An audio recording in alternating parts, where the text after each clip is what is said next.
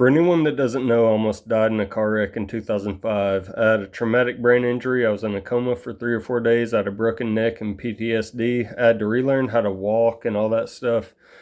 And I've struggled in life ever since. Everyone seemed to forget about the traumatic brain injury and the effect it would have on my personality and the way it should have affected people's expectations of my life.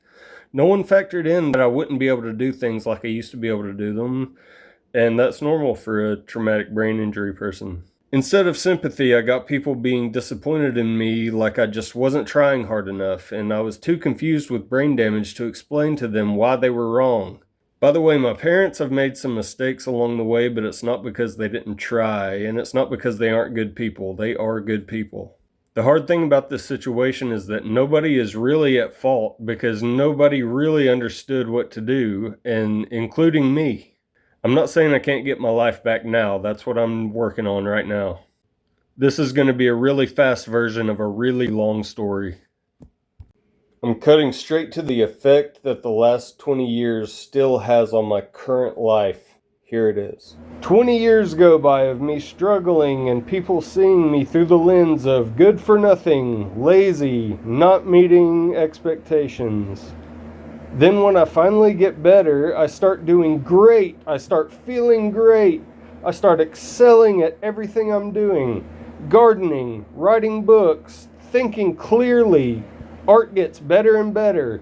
Literally excelling at everything except getting people to understand that the lens they've been seeing me through for 20 years has been wrong for 20 years.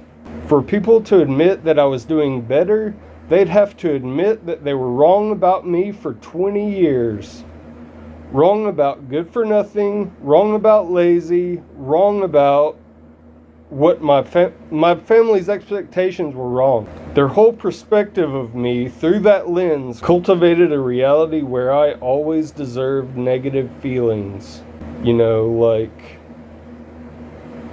negative feelings from other people. I deserved nothing but negative feelings, negative vibes, is what I'm saying. Just so we're clear, that's not me saying I deserved negativity.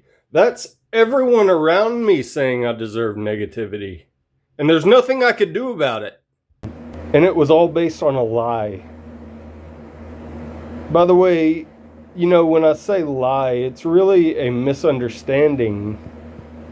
People misunderstood me and they accepted that misunderstanding as reality. And I'm deciding to call that a lie. To admit I was getting better, all those people would have to rethink the last 20 years regarding the hell reality that I lived through for 2 decades. And people were not willing to do it flat out. They were not willing to accept that I was getting better for years. Additional years on to the 20 years. So carrying past 20 years. I meant to say carrying past the time when I got better, which was the end of 2021. So I finally got better in 2021, and then the nightmare just didn't end. It just continued. Even my family, even my mom and dad, they refused to accept it for a few years at least.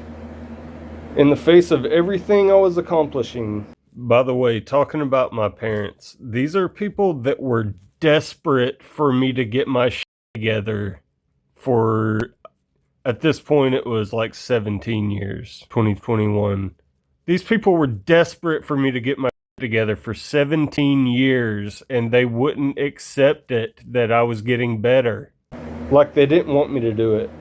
And that's what people in general seemed like to me, towards me. Like that they didn't want me to succeed. They didn't want me to do better. They wanted to see me wallow in failure. People wanted to see me wallow in failure so their perspective of me for 20 years would be proven correct. And maybe I would finally learn that lesson they were so desperate for me to learn. People at work, too, that were not associated at all with my past. People at work, it's like they were angry that I was doing good at stuff. Offended by it. And all I was trying to do was find my place in the world. and people were getting pissed about it. It's just like that scene in that movie Big, you know, that Tom Hanks movie from the 80s. There's this scene where, so Tom Hanks's character just got a job at the toy factory, and he's been working there a while, and he's got this amazing ability to know what kids think about the toys because he is a kid. They're like, who is this guy? Where did he come from? I'm talking about his co-workers, the people that were a little bit above him.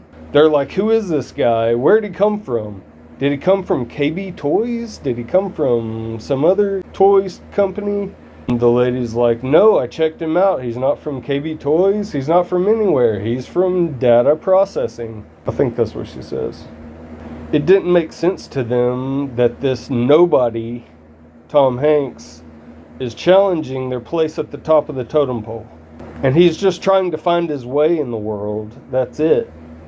His existence literally angers them, and he can't do anything to please those people. He's not even wanting to challenge anybody for anything. If he came from KB Toys, it would make sense to them, and they'd have to accept him.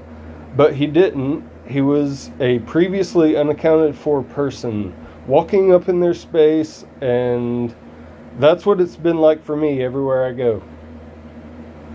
I came out of nowhere. I'm really good at stuff. There's no accounting for me anywhere. I didn't come from anywhere. I was just an unaccounted for person, waltzing up in people's spaces, being good at stuff. And people don't like that. People don't like that, especially when it doesn't seem like you deserve it. And especially when your social skills don't match up with someone that's been accepted socially their whole life. I want to emphasize this fact that if your social skills don't match up as a person who has been socially accepted their whole life, then that's a huge red flag for people, and they will just not trust you. People will just not trust me just because of that. If I had a long history of people I grew up with supporting me and accepting me as a person, then people would have no choice but to accept me. And it would make sense that I was good at stuff because there was a history of me being good at stuff and people accepting it. My coworkers and bosses over the years understood that if the people I've known my entire life don't think I deserve success, then why would my bosses and coworkers think that I deserve success? If you want the full story of everything that happened prior to 2021 and the rest of what happened after 2021, you'll have to catch the next episode. By the way, I'm planning on getting into some gritty details. I've got half this book written, and making these videos and writing these stories is going to help me finish the book.